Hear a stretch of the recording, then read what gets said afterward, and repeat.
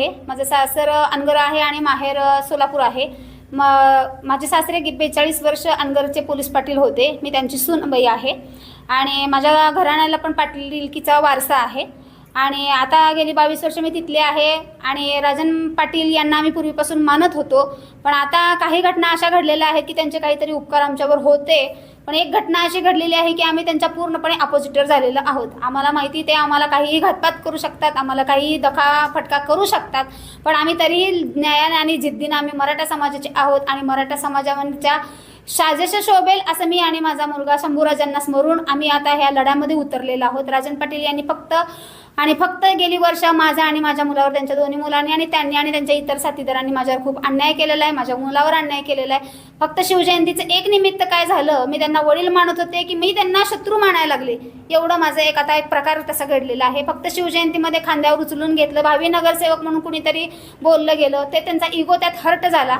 त्यामुळे त्यांनी माझ्या मुलावर खोटी इतर समाज अंगावर टाकून त्यांनी माझ्या मुलावर खोटी ॲट्रॉसिटी केली. त्याच्या शाळेच्या दाखल्यानंतर असा ॲट्रॉसिटीचा शेरा टाकला. जुवेनाईल कोर्टाकडे आम्ही हे दाखवला तर त्यांनी सांगितलं की हा खोटा टाकलेला शेरा जो आहे तो पूर्णपणे चुकीचा आहे आणि त्याच्या विरुद्ध तुम्ही हायकोर्टात केस लढू शकता, त्यांच्या शाळेचं ग्रँट रद्द करू शकता. पण मी दगावची रहिवासी आहे. जवळजवळ त्या शाळेमध्ये 1,500 ते 1,800 विद्यार्थी आहेत. माझ्या एकामुळे इतर विद्यार्थ्यांचं नुकसान होऊ नये म्हणून मी आजपर्यंत केस टाकलेली नाही आहे. आणि मी हे बालहक्क आयोगामध्ये गेले तर त्यांनी शिक्षणाधिकारीला सांगितलं. शिक्षणाधिकारी आज उद्या बघू म्हणून त्यांनी आत्तापर्यंत मीटिंग ठरवली नाही. मध्ये मीटिंग ठरवली तर ते म्हणतात आता दाखला आम्ही रिक्त करून देतो. म्हणजे त्यांना तो रिक्त आपण गुन्हा केलेला आहे ते मान्य झालं आहे, बरं रिक्त दाखला करून गेला म्हणून माझ्या मुलाची आता मेंटॅलिटी राहिलेली नाही. तो म्हणतो मला शाळा आता शिकायची नाही, मी गुन्हेगार नव्हतो, मला गुन्हेगार बनवायला लागलात तुम्ही, आता मला शाळा शिकायची नाही. तर माझ्या मुलाला तुम्ही त्याचं फ्युचरच्या शिक्षणासाठी आणि तो जो काय म्हणतो तो करण्यासाठी तुम्ही त्याची नुकसान भरपाई ही द्यायलाच हवी. माझ्या मुलाचा तो 1ली 2रीत नव्हता, तो 12वीत होता. त्याचं ते शैक्षणिक वर्ष पूर्णपणे तुम्ही तुमचे माणसं पाठवत होतात. मी माझा मुलगा गायब केला, 2-3 महिने माझा मुलगा माझ्यापासून लांब होता. पुन्हा तुम्ही मुलगा घेऊन या म्हणलात. इतर समाजाची माणसं तुम्ही माझ्या घरावर आणलीत. कुणीही तुमची तक्रार घेत नाही. मग मी प्रत्येक वेळेस तुमची येऊन तिथं पाय धरलेले होते, तरी तुम्हाला माझ्यावर काहीही दया आलेली नाही. प्रत्येक तुमची माणसं यायची, 4 दिवसाला 8 दिवसाला माझ्या शेतामध्ये त्यांनी नुकसान केलं आहे, मोटरी उचलून नेलेल्या आहेत. तुम्ही वाटेकरीचं बिल माझं कापलेलं आहे. माझ्या वाटेकऱ्यांना धमक्या दिलेल्या आहेत की तुम्ही शेती करू नका. पूर्णपणे राजन पाटील यांनी माझ्या घरामध्ये एक वस्तूही ठेवली नाही, दरोडा टाकलेला आहे. दरोड्याचे केस प्रकरणी मी पोलीस स्टेशनला 12-12 तास, 6-6 तास, 7-7 तास बसले. त्यांच्या विरुद्ध केसेस केल्या तर पूर्ण त्यांनी केसेस मिटवण्याचा प्रयत्न केला आहे. एप्रिल, मे, जून असे 3 महिन्याचे CCTVचे फुटेज पण गायब केलेत. मी माहिती अधिकाराखाली ते पूर्णपणे मागितलं. त्यांनी पूर्ण सगळ्या माझी पूर्ण केसच अफायनल पोलीस स्टेशनने ही करून दिलेली आहे. 6 महिन्याच्या आतमध्ये अफायनल झाली. माझ्यापाशी प्रत्येक वस्तूच्या पावत्या होत्या, प्रत्येक वस्तूच्या माझ्यापाशी सगळे डिटेल होते, तर मला विचारण्यात देखील आलेलं नाही. या शाळेमध्ये पोराच्या गुन्ह्यावर का तुम्ही दाखला टाकला, मी माहिती अधिकाराखाली विचारलं तर ते म्हणतात आम्हाला पोलीस स्टेशननं सांगितलं. पोलीस स्टेशन म्हणतं आम्ही असं गुन्हा कधीही कुणावर टाकू शकत नाही. तर त्यांना पूर्णपणे पोलीस स्टेशन हे असं सपोर्ट करत आहे. हे DYSP अमोल भारती, PI विनोद घुगे आणि API राजकुमार डोंगे 2023 साली ते सगळे त्या पदावर कार्यरत होते. ह्या तिघांनी मिळून राजन पाटील यांना पाठीशी घातलेलं आहे. माझ्या घरात एक वस्तू त्यांनी ठेवलेली नाही, या पूर्ण अन्याय केलेला आहे. तर त्यांनी मला पूर्ण त्यांना खतपाणी, त्यांच्याच पूर्ण ह्याला खतपाणी घालत राहिलेले आहेत.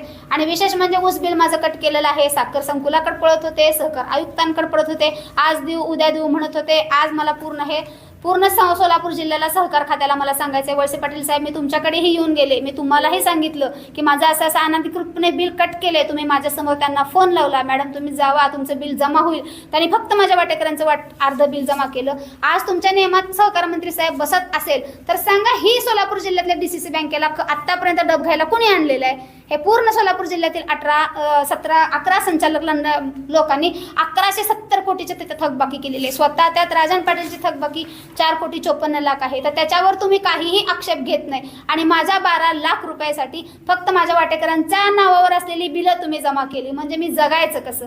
आणि मी तिथं पाठपुरावा करायला आल्यानंतर वाटेकरींचं बिल जमा केलं आणि मला गेल्या वर्षीपासून उपाशी बसवण्यात आले आणि मी तुमच्यापाशी आलेलं समजलं म्हणून त्यांनी आता सध्या या वर्षीचं माझं एका ठिकाणीचं 50 टनाचं आणि एका ठिकाणीचं 100 टनाचं असं त्यांनी ऊस बिल माझं जमा केलेलं आहे. गेल्या वर्षीचं हे डिटेल आहेत. साखर पूर्ण माझ्या वाटेकऱ्यांचे फक्त हे अंडरलाईन केलेले आहेत. ते फक्त वाटेकऱ्यांची बिलं त्यांनी कट करून दिलेली आहेत. ही पूर्णपणे त्यांनी हे अनधिकृतपणे केलेलं आहे. त्यांचं मग माझं सहकार मंत्री साहेब, तुम्ही बँकचे CEO, प्रशासक, बँक इन्स्पेक्टर, शाखाधिकारी आणि गट सचिव यांच्यावर तुम्ही कायदेशीरपणे कारवाई करा. देवेंद्र फडणवीस साहेब, आज तुम्हाला म्हणते की ह्या पूर्ण तुम्ही केसमध्ये आज अजिबात तुमचे पोलीस प्रशासन मला कुणीही सहकार्य केलेलं नाही आहे. त्यामुळे तुम्ही ते SP, DYSP अमोल भारती आणि विनोद घुगे आणि राजकुमार डोंगे यांना प्रत्येकांना तुम्ही नोटिसा काढा आणि त्यांना विचारणा करा. नाहीतर मी जरांगे भाऊसोबत आता मी आंदोलनाला बसायचं माझं ठरलेलंच आहे. आणि तुम्ही कुणीही माझं प्रत्येक ठिकाणी पळते, कुणी न्याय घेईना म्हणून मी हिवाळी अधिवेशनामध्ये प्रश्न उपस्थित करण्यासाठी विजय वडेट्टीवार साहेबांची भेट घेतली. ते म्हणले आज प्रश्न लावू, उद्या प्रश्न लावू. पुन्हा मी पाठपुरावा केला तर मला असं सांगण्यात आलं की कोणीतरी त्यांच्याच पक्षाच्या लोकांनी सांगितलं त्यांना की बाबा इन फ्युचरमध्ये आपल्याला राजन पाटील यांचा सपोर्ट होऊ शकतो. मग त्याने माझी ती लक्षवेधी न्यूज का लावली, कशासाठी लावली नाही ते काय मला माहीत नाही आहे. तेही मी आशा सोडली. मला आता आपलं कुणीही नाही आहे. मानवी हक्क आयोगात गेले तर मानवी हक्क आयोगाच्या मला नोटिसा त्यांच्या चालू झालेल्या आहेत. मी दर महिन्याच्या हेअरिंगला तिथं जाते. तिथेही आता नाही भेटतो की नाही मला काय माहीत नाही. कारण प्रत्येक ठिकाणी पळते तर ह्यांचा सत्ता, पावर, पैसा प्रत्येकाचा वापर करत आहेत.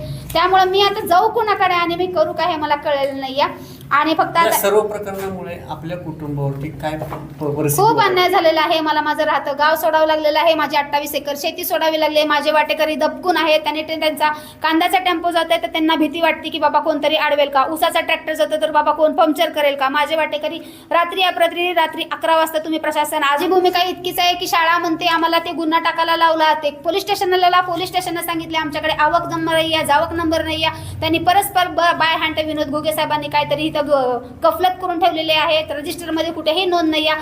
असा हा राजन पाटील माणूस, हा पूर्ण मोहोळ पोलीस प्रशासन, हा पूर्ण मोहोळ पोलीस प्रशासन राजन पाटील यांच्या अंडरमध्ये आहे. मध्येही एक प्रकरण घडलेलं होतं तर त्यावेळेस CCTV फुटेज मिटवले गेलेले आहेत. तेव्हाही एका लेडीजचं काहीतरी मॅटर झाला तर त्या महिलेला मांडवलीचा अड्डा मोहोळ पोलीस स्टेशन हे झालेलं आहे. ती महिला 16-17 तास काहीतरी बसली. 19 पेजेस तिचं लिखाण झालं. तिची मांडवली काहीतरी कोटीमध्ये लाखामध्ये करण्यात आली. ती बाई पहाटे उठून पैसे वगैरे घेऊन गेली. आणि मग असा मोहोळ पोलीस स्टेशनचा पूर्ण मांडवलीचा अड्डा बनलेला आहे. शेवटी 19 पानाचं जे होतं लेटर त्या लेडीजचं झालेलं ते दुसऱ्या दिवशी डस्टबिनमध्ये गेलेलं आहे. देवेंद्र फडणवीस साहेब, आज एक सांगते की पोलीस प्रशासनावर तुमचा वचक असला पाहिजे. जा डोळे उघडून बघा की तुमच्या राज्यामध्ये काय घडतंय. त्यामुळे तुम्ही प्रशासनावरती कुठल्या आधारे तुम्ही आरोप केले? मी स्वतः तिथं 22 वर्षाचे रहिवासी आहे अनगरची. आणि मी मोहोळला 4 दिवसाला 8 दिवसाला बँकेत कामं असतात, काही असतात. मी तिथं आता स्वतः 12 तास 13 तास बसलेली आहे. 5 6 तास बसलेले आहे. प्रशासनावर तिथं मी असं आक्षेप घेणं चुकीचं आहे. पण जे डोळ्यांनी पाहिलं मी ते सांगते. मी कुठल्याही राजकारणातली बाई नाही आहे. मला कुठल्याही राजकारणातल्या लोकांचा सपोर्ट नाही आहे. मी कुठल्याही राजकीय आता ह्यांनी काय म्हणतील, ह्यांना कोणीतरी विधान सभेची इलेक्शन चालू झाले, ह्या मॅडमला कोणीतरी त्यांचे अपोजिटर आहेत, त्यांनी शिकवायला लागले असतील, बोलायला. तर मी गर्व फक्त भारताची एक नागरिक आहे, सर्वसामान्य महिला आहे, शेतकरी महिला आहे. आणि मी बघा सर्वसामान्य गृहिणी आहे. मला कुठल्याही राजकीय लोकांच्या मी कुठल्याच्याही कॉन्टॅक्टमध्ये नाही आहे. मी कुणाला कोणी शिकवत नाही. शेवटी एक आई उठलेली आहे. एक आईला तिचा मुलगा ह्या जगामध्ये सगळ्यात प्रिय आहे. आणि मी फक्त माझ्या मुलासाठी लढण्यासाठी उतरले. आता बच्चू भाऊंनी मला शब्द दिलाय, ताई हा झालेला अन्याय मी तुमच्यासोबत आहे. असंख्य महिला घेऊन येतो. थाळीनाद आंदोलन आपण करूया. एवढं आषाढी वारी माझ्या पांडुरंगाची झाली की आम्ही लवकरच तो थाळीनाद आंदोलन, तोपर्यंत ह्यांनी गुन्हा दाखल केला आहे 3 बापलेकावर आणि अन्य साथीदारावर. तसं मी SP ला CP ला आणि कलेक्टरांना लेटर दिलेले आहेत. त्यांनी जो गुन्हा नाही नोंद केला तर वारी झाल्यानंतर मी पूर्णपणे मराठा समाजाच्या जनांगे भाऊंना आज विनंती केलेली आहे की एक बहीण आज तुम्हाला साथ घालते. तिच्या मुलासाठी, तुमच्या ह्या भाच्यासाठी तुम्ही आज आमचा प्रश्न उपस्थित करा. अशा कितीतरी विधवा महिला आहेत की एकटा आपला मुलगा घेऊन त्या राहतात की त्यांना कसे हे राजकारणी काय आणि कसं बोलतात आणि कशी वागणूक देतात हे तुमच्या मार्फत जरांगे भाऊ मी आज सांगू इच्छिते समाजाला. मी तुमच्यासोबत पूर्णपणे येणार आहे. तुम्ही फक्त एक बहीण म्हणून माझ्या मुलाचा आणि माझा विचार करा. नमस्कार, मी जयवंत महादेव थेटे पाटील, राहणार अनगर, तालुका मोहोळ, जिल्हा सोलापूर. मी अनगर येथे राहत आहे. माझं वय आत्ता सध्याला 20 आहे. आणि मी एवढंच मीडियावरले सांगू शकतो की अनगरमध्ये एवढी हुकुमशाही आणि एवढी दहशत वगैरे आहे की राजन पाटील आणि त्यांची दोन्ही मुलं, त्यांचंच सगळं तिथं वर्चस्व चालतं वगैरे. त्यांच्याशिवाय काही मात्र तिथलं काडी मात्र हलत नाही. आज अनगर येथे 25,000 लोकसंख्येचं गाव असून अनगर येथे एक पोलीस चौकी नाही. त्या पोलीस चौकी नसलेल्या कारणामुळेच हे माझ्यावरती सगळे गुन्हे घडले. खोटे कारण, अॅट्रॉसिटी टाकली माझ्यावरती. अनगरमध्ये शिवजयंतीला मी नाचायला गेलो असता कारणाने मला खांद्यावर घेतला. आणि खांद्यावर घेतल्यानंतर अनगरमध्ये अशी प्रथा आहे, राजन पाटील आणि त्यांच्या दोन्ही मुलांनाच फक्त खांद्यावरती लग्न सोहळा असू द्या, जयंती असू द्या, कोणता उत्सव असू द्या, त्यांनाच उचलून घ्यायची प्रथा आहे.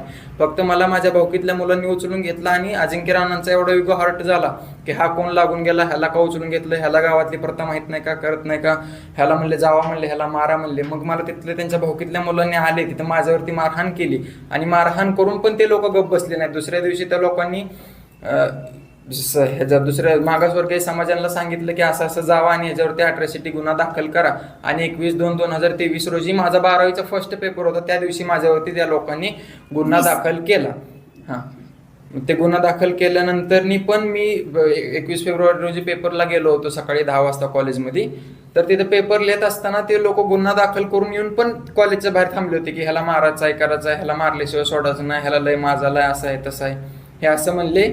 आणि कॉलेजमधून बाहेर आल्यानंतर मी तिथून फरार झालो. मला शेवटी गाव सोडून जावं लागलं तिथून, कारण ह्यांची हुकुमशाही दहशत एवढी आहे की काही तिथं सर्वसामान्य माणूस ते आवाज उठवू शकत नाही आणि बोलूही शकत. दाखल्यावरती यांनी ऍक्ट टाकला आहे मुलावरती 21/2/2023 रोजी अॅट्रॉसिटी गुन्हा दाखल आहे. आज त्यात दाखल्यावरती टाकलेल्या गुन्ह्यामुळे मला एकही कॉलेज ऍडमिशन देत नाही. मला 10वीमध्ये 86% मार्क आहेत, तरी पण मला 12वीचा दाखला बघून मला कोणतेही कॉलेज एकही ऍडमिशन देत नाही. प्रत्येक म्हणते तू गुन्हेगार, प्रत्येक शिक्षक स्टाफ म्हणतो की तू गुन्हेगार आहे, तुला ऍडमिशन आमच्या कॉलेजमध्ये भेटू शकत नाही, असले विद्यार्थी इथे चालत नाहीत. तिथून त्या कॉलेजमधून मी मान खाली करून यावं लागते. आता मुळात म्हणजे मला एकतर त्यांनी माझा दाखला रिक्त करून द्यावा हीच माझी नम्र विनंती आहे. आणि माझ्या कॉलेजचे जे काय